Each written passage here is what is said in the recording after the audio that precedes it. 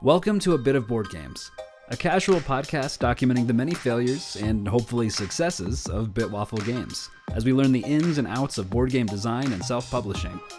Join us on this journey as we talk about a bit of life, a bit of design, and a bit of board games. Welcome back to another episode of A Bit of Board Games. I am the first host, co-host, Steven, designer and artist of the games. And with me today is... It's Ralph. Hello. Art director. Yep. Trevor is still alive, I promise. He was actually going to be on this episode originally, but then we had to record early because I'm actually going out of town next week for work. And he wasn't able to make this weekend, specifically today, which is May 28th, 2023, and episode 58. He's not able to make because he had some existing engagements with family, and since we were kind of recording a little bit early, he was not able to attend this. But he will be jumping back in to the podcast next week, and we're all going to be jumping back in to working on stuff, hopefully this week.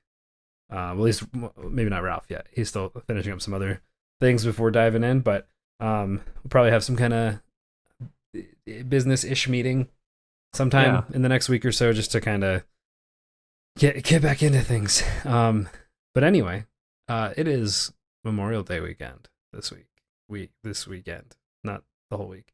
What you guys? Are you doing anything, Ralph? You doing anything this weekend? Anything fun? We are. It's pretty simple. We keep it. I mean, pretty simple. It's essentially we have a cookout. Nice. So we'll go over to my sister and brother-in-law's house. My older sister lives close by, and so does my mom. So we will all go there, and we will have a cookout. And usually we'll play some outside games like cornhole or whatever else.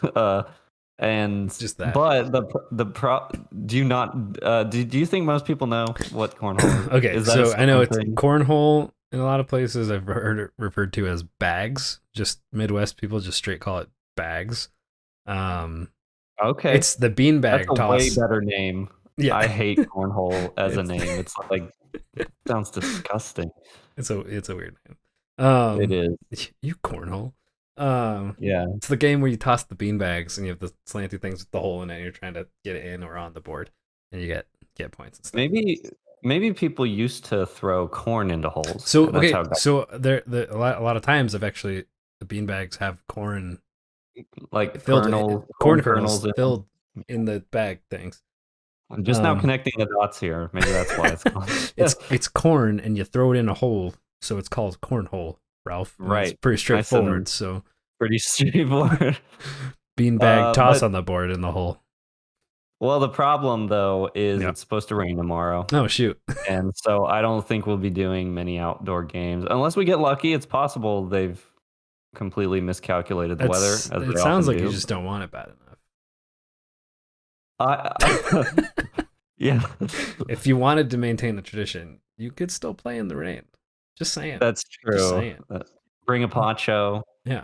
Or not. Hey, whatever. Yeah. I mean, you might as well just go all in. Yeah, but but it's the most boring, traditional, stereotypical thing we could possibly do. Yeah. We are having a cookout on Memorial Day.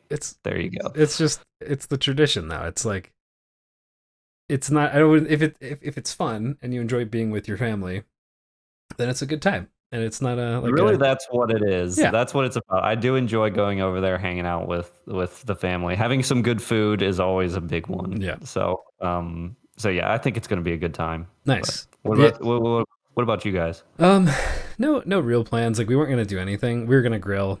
I think it's going to be nice out. So yeah, we're going to grill and have like classic cookout food and stuff. Yeah. And so I said we still are.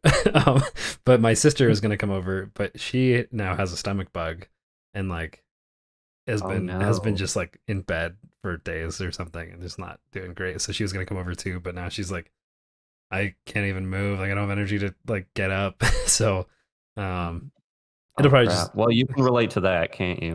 it's like the same thing that I had. She's Yeah. been sick for like days now. Um Yeah. but yeah, so we're still gonna cook out. And the other interesting thing, we're not like going anywhere. Because we just like dove into potty training with Cece, our 3 year old. Um Oh, so because we talked about it like on Thursday or something last week, and then like she wanted to do it, and then we're like, all right, we're just like going all in. We're just gonna like intensive weekend of potty training and not going anywhere, so we can just try to just do it, and then okay. yeah. So far she's been doing great. So that's been cool. Her rewards have just been like she gets a reward each time she goes to like incentivize it, but it's been like a sticker. So we got like this big sticker book, and she just like goes through and chooses a sticker every time she goes, um, which is way better than some other people. So one of my coworkers, she's in the same stage with one of her kids, and she like Mhm. they started it out to like motivate him. Got like one of these little like Disney figures. I don't know Okay. what they're called. And she sent me a picture, and they have like a collection of like 30 plus of these now. She's like, Uh, I told her we were just doing stickers with CC. She's like, if I would have just done stickers, I could have afforded to retire by now. I know. I was gonna say Disney's an expensive one to pick. Yeah. That's like going Lego or Oh some my goodness. huge franchise like that. Yeah. Every time they go pee or something, it's like, here, you get a Millennium Falcon Lego set. Just need to slowly acclimate them to something cheaper. Yeah. Well, like I know some people did like a mini M&M or like one single Right. M&M. It's like Right. great. Yep. Yeah. So anyway, and then Good call on the stickers. yeah, Yep. no, it's been she's excited about them. She loves choosing her sticker and putting it on a sheet of Yep. paper. We've just got them all lined up. So that's been fun. But another news I mentioned, I'm traveling next week, so I'm flying to Chicago again for work to film some more videos for a client, and Yep. yeah, so they'll be pretty much completely tied up from like Tuesday, all day Tuesday, Wednesday, Thursday, and be back on Friday. Um, Hmm. so, but it'll be good. So, all right. So, in game related news, last Yes. week and kind of the week before, we talked. I don't remember exactly. We talked about like video game adaptations into Yeah. board games. Board games adapted from video games. Like, Yeah. This is why we need to get Trevor back in here, is because yeah. all I know is my knowledge pool is limited to video Hey, games, it's been film. it's been relevant though, because like the amount of video game based board games coming out now, like That's it's like, hey, true. what are these like? How are they integrating these kind of mechanics into board games? You have the Yeah. ideas on the video game side, which we all do actually, but um, it's just another thing. Like it's still game design and game mechanics, and if you have a lot of knowledge on that, it translates pretty well. So Yeah. anyway, this week I heard about. I don't know when if it's out or when it comes out. Um, specifically today, and not even just like this week. Oh, it is. Is it on Kickstarter right now? Dead Cells, the board game, the roguelite board game, is out on There you Kickstarter. go. Holy crap! Perfect. It's funded like $750,000 of the 36K that it wanted. Oh wow. That is a lot. Well, it's Um, one of the biggest. It's one of the biggest indie roguelite releases yeah, of recent years. I mean, true. you know, Um, but yeah, so they made a board game for Dead Cells, which is a roguelite board game, which applies directly to what we were talking about last week. Where we are talking about like like failing, how to make failure fun, and it's specifically in ways that like add replayability to it, and like we brought up things about like roguelike games, like how would you know go through part of it, but then if you die, like how do you still make it fun to want to keep going? You don't want to get 45 minutes into a game and then like fail and then have to start over, and so like mhm. that just feels bad. And so like that they tackled that, and like they found a way to do it, at least not necessarily the only way. But it's interesting too because it's actually a cooperative game. So it's not like the regular Dead Cells was just single player, but now they have the same experience where you're all going through this uh, dungeon biome, and it has a board with like different spots where like these room tiles go face down, and so as you all go together, like the 4 players or however many players for the co-op thing, and you choose your room to explore, and you flip it over, it tells you like how many enemies you fight or something, and then there's a separate board where you put the enemy cards and you have to like fight through those enemies in that like sequence, but all together, like each player like plays their cards to do different things, and I read on this article that I just closed out of, that the creator was he said something very interesting, like exactly what we talked about last week, which was this quote here. Okay, he said we had to let go of the idea that one run could let you go all the way to the final bosses through a series of biomes and lesser bosses. And he said runs were too long and it was discouraging to die and start over. He said when they had standalone 45-minute runs of that, and then you would fail and then have to start over. He said that's why a successful run is now only 2 biomes and 1 boss, with a different biomes cluster for each boss. So like, I guess it's kind of randomized what things you get. I don't know what a cluster means in that regard, but he said we want to encourage players to play several runs in one play session. But then with that too, if one character hits 0 health, the run ends for the whole group, and their progression is reset. But they keep collected blueprints and different. Well, I don't know what that does exactly. But if you make it through, essentially you can play again and maintain the drops and the equipment and different things that you found, to play through the next run. So like each time you get through, you get more things to add to it between runs and sessions. So it says it gives it like a light legacy feel, which is like a little bit of what we talked about with like how do you go through a board game, and like if you die, like you don't necessarily want to just start over. So like what's a way that you could be like, okay, we lost, but we now have better gear to attempt to do this again, next time or something. Yep. So I thought that was super interesting. That is one of the games that came to mind when we were talking about that. Dead Cells allows you to keep some equipment and progression even after you die. Like, right. So. Yeah, there's different things, like as you explore rooms, you can choose to take on harder enemies and earn better treasure, or play it safe and like to try to get deeper into the dungeon. And so there's different things like that. You can kind of choose what you want to do, and so you can be like, hey, we died fighting the harder guys, let's go an easier way this time, try to get some better stuff and come back to them next run. So anyway, I thought it was really interesting. It's definitely not like the same experience as Dead Cells entirely. One, because it's like co-op, so that's like actually like an interesting thing that you do things together, which is kind of fun. But it's also not like you're going through this world. You're not going through these like rooms and these maps. It's kind of like way more simplified. It's a lot more like basic of an experience through that. So I'm wondering. I haven't played it. Maybe I should watch some more videos. But I'm wondering like how much of it still feels like does it feel like you're playing Dead Cells, like going through that board game? I think it could. It seems really interesting. Seems like they put a lot of thought into it, into how to manage the issues that we talked about. So I don't know. That's on, like I said, that's on Kickstarter now. It launched on like May 16th, so it's been out for a little bit actually. There's only 4 more days left. So bad news if you're listening to this podcast now, it's gonna be over by the time. Late. Yeah, too late. You missed out. But they met their goal anyways. I mean, by a lot. So. Yeah, that's pretty expensive for that game. I mean, well, I guess not too bad. I look, those Canadian dollars. It's like $66 for the basic pledge.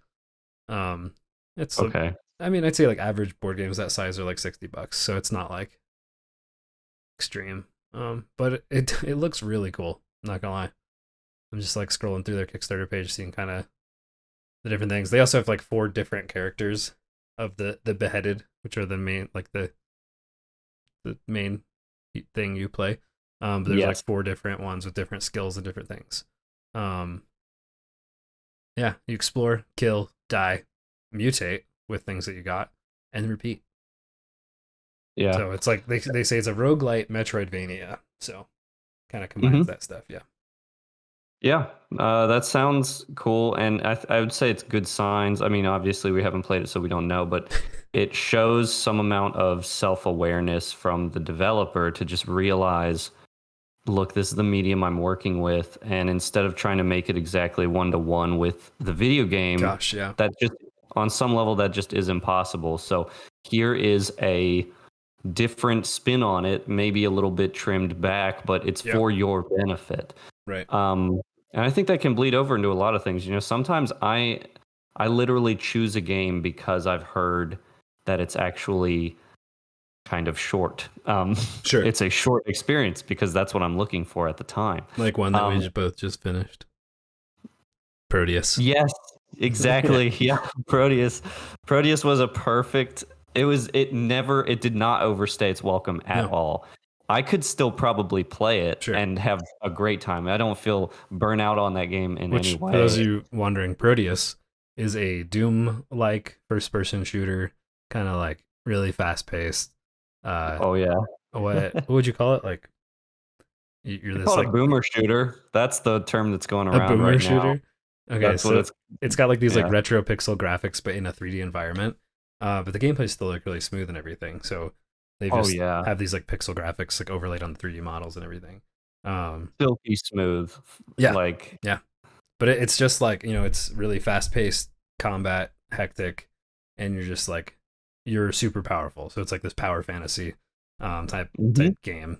That was pretty short and just like did great to have for its experience. It made us experience what it was going for. So Oh yeah. Oh yeah, 100%.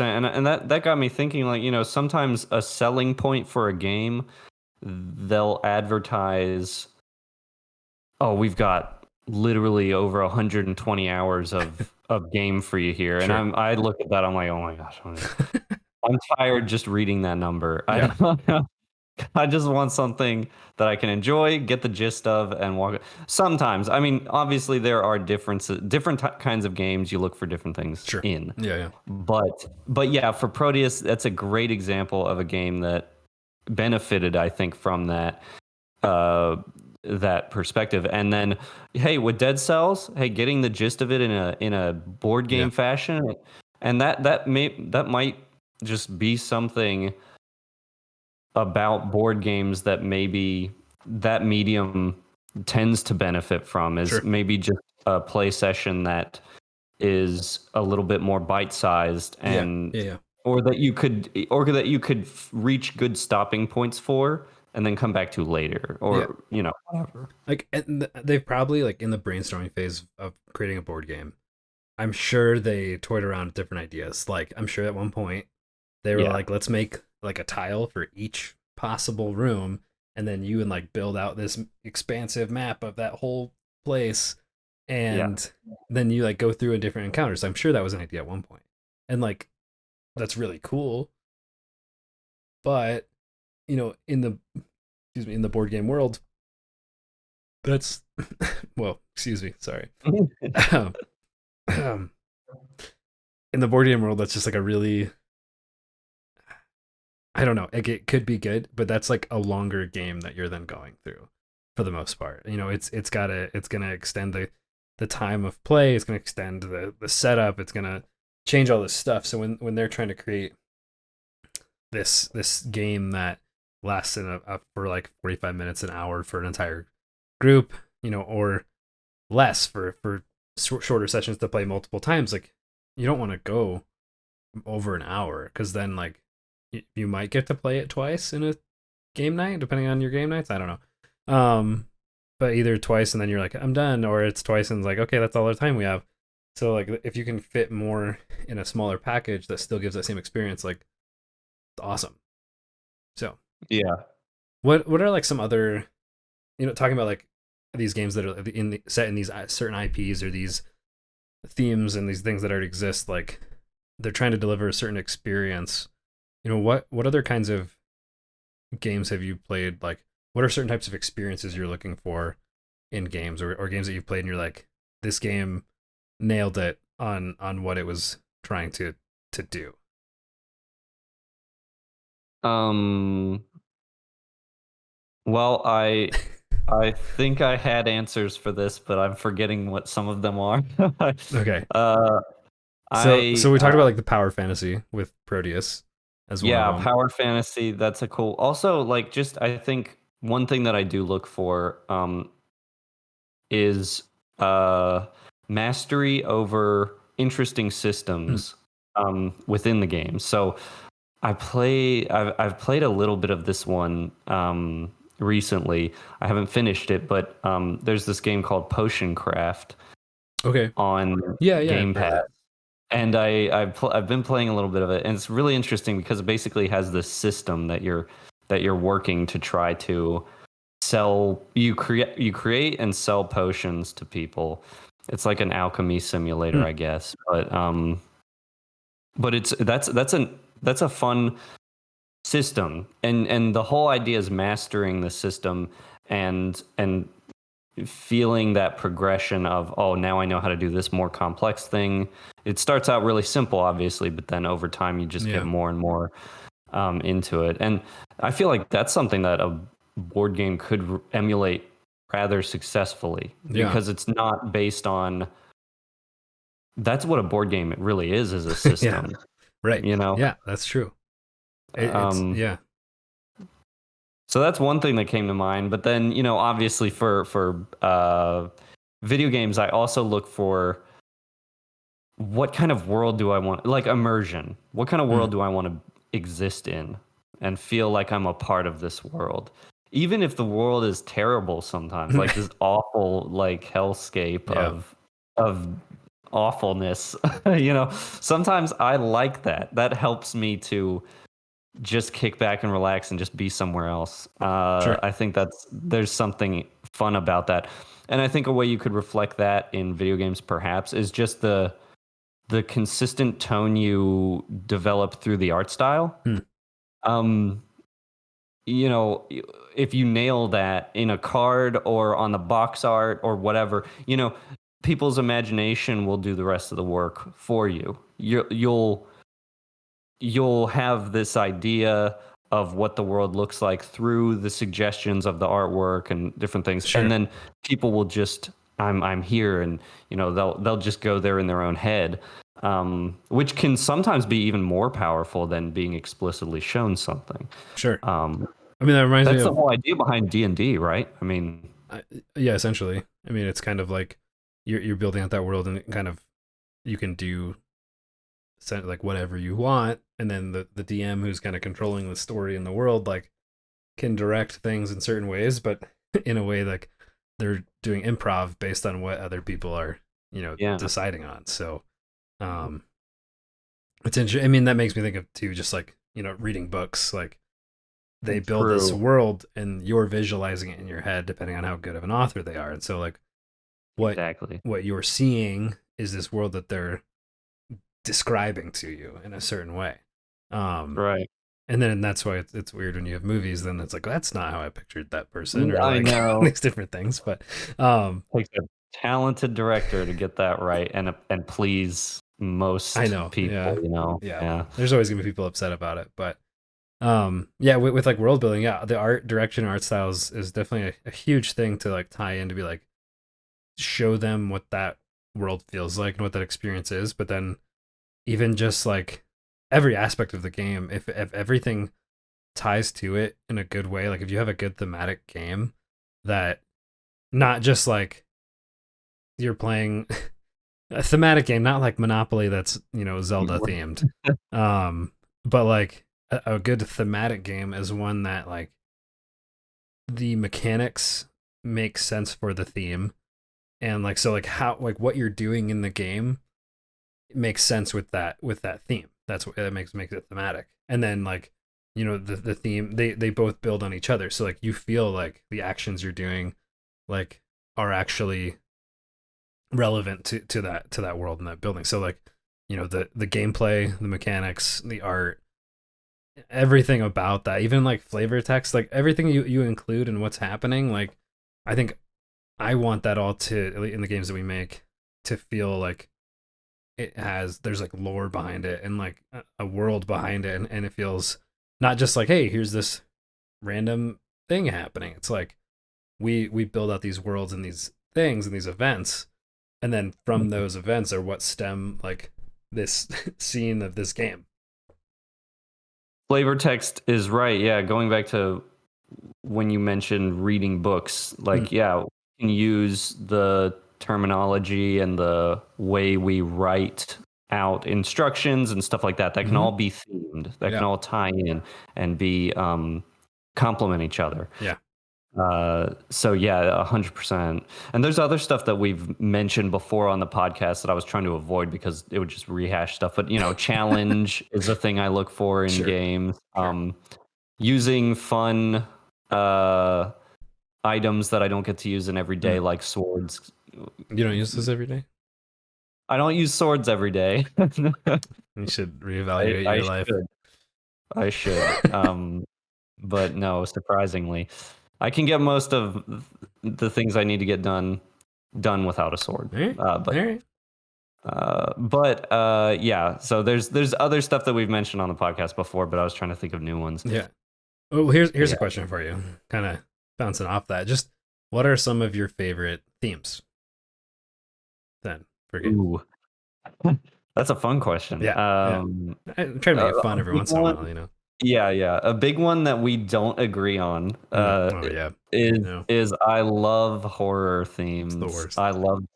I'm sorry. There's just nothing. You don't get the same. There's something that horror delivers that other fear genres. They just don't. It's something about how oppressive the atmosphere is. There's just something about it really pulls you in. I think that's what it is. It really pulls you in because you have to be like, you can't just, it's not like watching a scary movie where you can just I hope the character doesn't do something stupid, and then they do, of course. But, it's more like interactive. You have to get yourself out of this situation, and that just drives things forward so much. But also they tend to explore, and this doesn't necessarily have to be tied to horror, but one reason I'm drawn to horror is because of this is a lot of stories that are explored through those types of games are just darker, a little bit deeper, sometimes more meaningful if done well. And that's something that I really enjoy. The stakes are pretty high, and it just feels a little more meaningful, and sad stuff. I get into that kind of thing, like sad, kind of flawed characters and everything. It's just fun. Yeah, I guess it's in some sense it's like the flaws in it's a little more relatable on some level. Not the experience they're going through and like with whatever horrific creatures are trying to maim or kill you, but hopefully that never happens to you.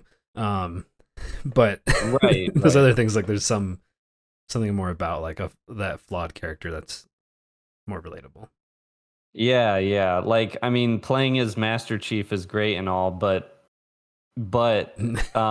I can certainly I certainly feel maybe more of a connection to someone like James Sunderland from Silent Hill 2, if you don't know, who's just the everyman. He's just some guy going through these experiences, and he's not particularly good at fighting or dealing with the situation. So it just feels it really pulls you in. Okay, but go ahead. Go ahead. No, I was going to ask another question. You finish your. Well, I was going to say, aside from just horror, because that's not the only thing I like. Aside from that, like theme wise, I like horror, but I also like fantasy, like dark fantasies, like Dark Souls or something. Horror fantasy and horror sci-fi. Sorry, go ahead. I guess it is all I like. Yeah. No, you're right. But I like that. I enjoy, I guess, theme wise. it tends to stick around those. I Mm, guess fantasy, and you could do the spectrum of fantasy, high sure. fantasy to dark fantasy. I really enjoy all those. Um, and uh, sci-fi, you could say I enjoy some of Mm, sci-fi, although not as much. And then obviously the horror. Maybe I am just that predictable. I don't know. so basic. Okay, so that made me think of something interesting with like the horror side of things. You know, since we're on that topic. Um, if you okay, not that we're gonna do this, but if you were to make a board game that was a horror themed board game, how would you, or what are something like? Are there any ways you can think of to incorporate those elements that are in horror that like make you feel like those same feelings? So you talked about a sense of oppression and like maybe a sense of scarcity and like limited resources, things like that. Like Mm, what are some, nice. can you think of anything like any other key things that like if you were to make a game, like how would you get that same experience through a board game like as the medium? Well, you hit on hit on one of the Cool. things All right, that's really a wrap then. well. I guess we're sorry, go ahead. Yeah, no, for real. The scarcity is a good thing that I didn't even bring up when I was talking about it. Hmm. Usually there are limited resources. There's a sense of like managing the situation. And like feeling like you're Um, almost ill-equipped to accomplish yeah, it or something. yeah, Hmm. yeah. The finding that balance of making you feel like you're just barely scraping by and surviving, right? Sure. Yeah. So, survival horror is a whole genre where you you are managing resources, you're managing the enemies, you're managing your own well-being. Sure. Um, I feel like and sorry, go ahead. I keep interrupting. I'm sorry. no, you're okay. That's all right. I mean, but that's yeah. Scarcity is a really good one. The another one it would be through some of the other stuff we were talking about, like the visuals that you incorporate. Hmm. You don't want to get too. This is a mistake I feel like you could make if you were going to make a horror board game, is being too explicit with the imagery, being too just on the nose with it, way too in your face. Um, You almost want it to be more Subtlety, of like the fear of the unknown type thing. You want to yeah, like subtlety, yeah, subtlety or suggest certain things. yeah. And Mm, this mistake is made across every creative medium that dabbles in horror. I think they get too, if you're not very talented or you're not doing it well, I feel like you show your hand way too early in most cases, and in almost all cases you show your hand way too plainly. mm. Like the moment in a scary film that always ruins the scary film, typically for me in terms of how scary it is the moment when they did the big reveal. Mm, sure. It's like not it's not I'm not It's like, it's oh, not my imagination was doing the work. This ties in sure. again to before. I feel like the most successful executions of that idea are when you see almost nothing. Yeah. That's really interesting. And and you don't want to get predictable with that, and it's okay to suggest. I think you Yeah. do need something to be there, but just going all out with it towards the end and it gets really over the top and crazy, I feel like that's a mistake. And so I think in a board game you would want to suggest horror and have things, but still have the elements obscured slightly, or Yeah. not really come full out with any bit of it. Um, It's almost like portraying a feeling of being watched with also things happening that you can't like explain. Because okay, so there are games that have like a horror theme to them. Like one is called Arkham Horror, and you know that's. But there's something about it that like in board game form, I feel like it's not scary in a sense, like with horror. yeah.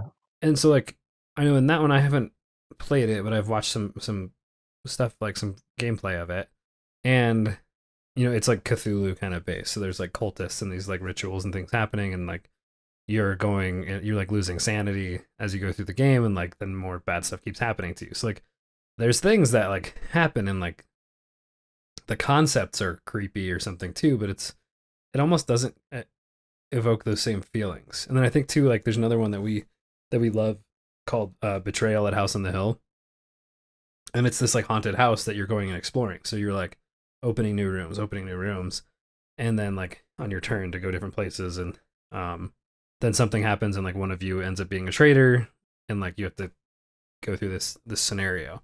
But as you're doing that, there's like there's rooms you flip that you'll make you draw an event card or like an omen card or different things, and like the flavor text is like creepy, but it also like doesn't have that same weightiness or that same effect, because it's like, oh, this thing happens, and like you hear shrieking down the hall, or like coming from the floors, like there's blood coming down the walls, like all these things. You're like, oh, like that's super creepy and gross, but like I don't feel like that tension.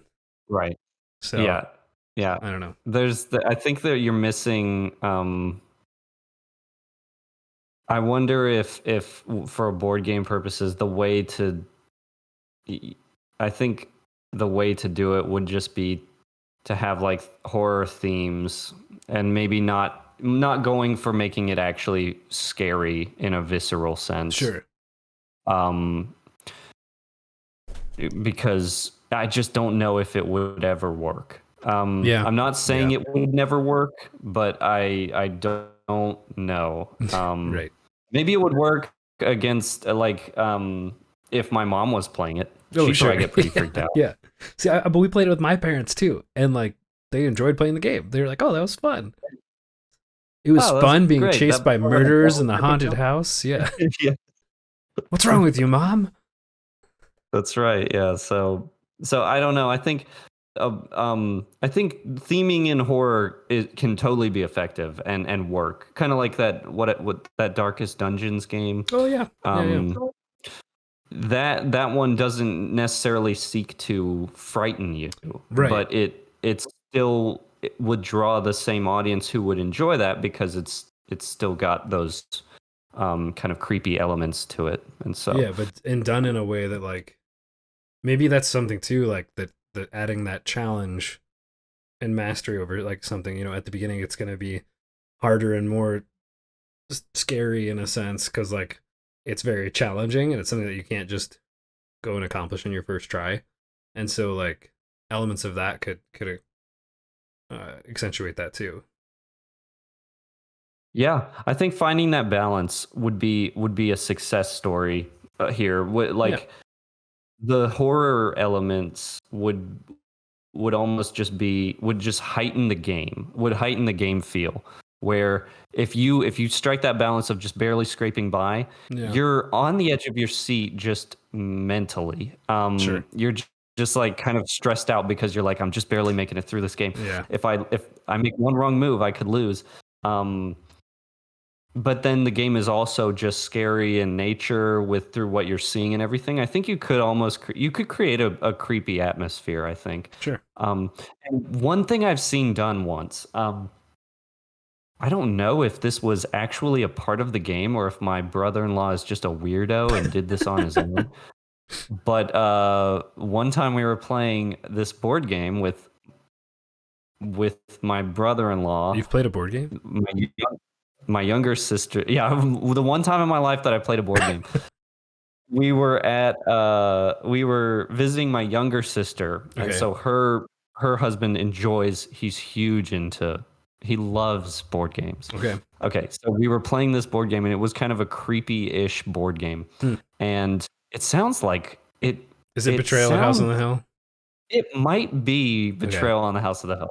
And something that he did was he set up a sound system. He like put a CD in that played like creepy audio, like thunderstorms, different sort of sound effects, sure, like people screaming in the background and like random stuff. Yeah, that'd make it. And my mom really got upset by this. She really didn't like it. She was like, this is just too much. I guess she just had sensory overload. Oh man. But I mean that's a one of the senses you could play on. Yeah, I I don't know. know if you could ask people to, hey, find a So CD player. I know some people have done audio things with games. Certain ones have like voiceovers telling stories. So like some event happens and it's like in this app or whatever it is, you can listen to like someone narrate that thing that happened, that event. And then also I've seen other ones where like in the rule book they have like a QR code that you scan and brings you to a Spotify song. Like, hey, See, that's a good idea. play Yeah. this song for this encounter or whatever it is. Yeah. And so like, yeah, you could totally incorporate, things like that to set the atmosphere more as well. But Yeah. Yeah. anyway, that's all time we got for today. Thanks again for listening, everyone. If you want to keep up to date on what we're doing, keep listening to this podcast on whatever you listen to podcasts or watch it on YouTube. And yeah, rate it up so it keeps going up and people find it and stuff, and like and subscribe and all the good things for that. Anyway, we're also on Instagram at Waffle Games, where we will be posting visuals of things that we do. I haven't posted in a little bit because we're still nailing down that new art style, and to be honest, I've been playing Tears of the Kingdom and for a bit, so since that came out, and Right. but when I'm on my trip, hopefully I'll get drawing again. So we'll get back into everything. And we'll get Trevor back too, and it'll be like a return to form. Yeah, we're still our goal is that's right. Yeah, our goal is still play test a new play test in June with a new version of the game. So I think we're close to that. Anyway, I'm wrapping this up. So yeah, Instagram, socials. Oh, also there's a link to our Discord at wafflegames.com where you can ask us questions, chat with us, post your game designs, things you want feedback on, whatever you want. So yeah, thanks again for being here, and we'll see you next time. Yep. Thanks for tuning in. Bye.